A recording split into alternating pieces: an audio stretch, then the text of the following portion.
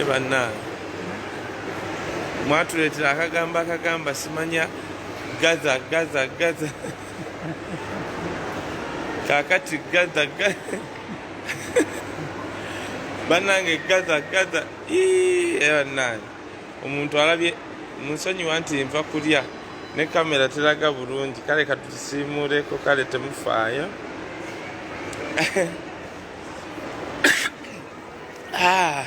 naye mukama katonda wange kale kansibe ne peesa temufaayo saagala mugambe nti ate Wisdom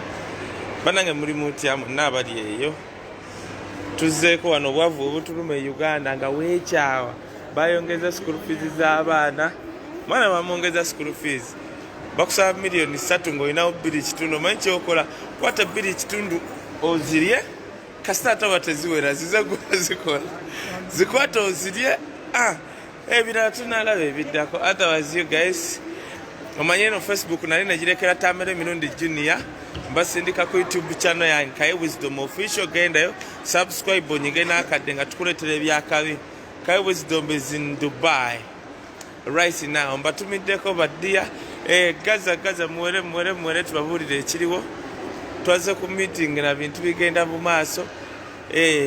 abatanna ndaba bannange guys munsonyiwe natuse ku kisaawe njagala okwebaza abantu bonna ab'ekisaawe kya ekiri Entebbe mwenna abagambye Kaye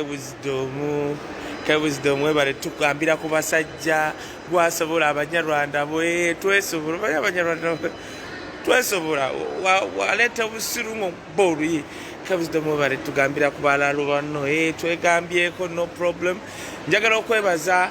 omusajja yangambye nti Wisdom wagamba ku Uganda Airline balina bye bakyusamu thank you so much mwebale kyukamu natuusaawo ne bangamba Kaye soko gye kubisana ekifaananyi ku Uganda Airline ne bagamba nja bavuma ekigambo mmwe ekinene bantu mmwe n'ekyo nakyakabi Uganda Aviation mwebale mwenna be nayogedde nabo mwenna abakolayo abatanyiize mwebale mba mwakyusaamu kuba abangambye nti no bukya nakola ka video mwagenda mukyusaamu nammwe aba Uganda Airline mwebale kukyusaamu naye munange nze lwakuba saagirinye gundi yammwe njitya ne otherwise tuli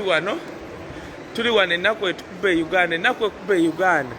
musajja yaŋŋambye Kaye omwana wange bamusabye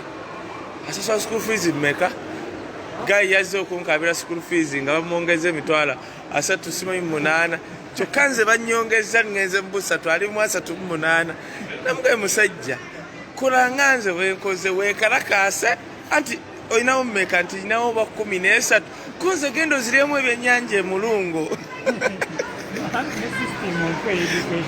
system of education okenda wekayire master nawe okitegera ekintu ekyo naye gwe mwena baddiya bino no bye biruma Museveni nze nagaya ne mugamba ali awo atugamba muwogo mulye muwogo kakati nawe mulye bino bye biruma Museveni omanyi guno omwaka nga tekunaggwako ndi operation kulumya Museveni atugamba okulya muwogo tumulumya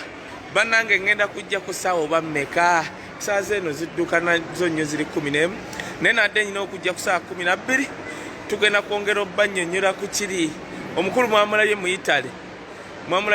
mwamulabye neza firimu ezafulumye bannaye mbuneza firimu ne firimu eyafulumye ndowooza mwamulabye mwakitegedde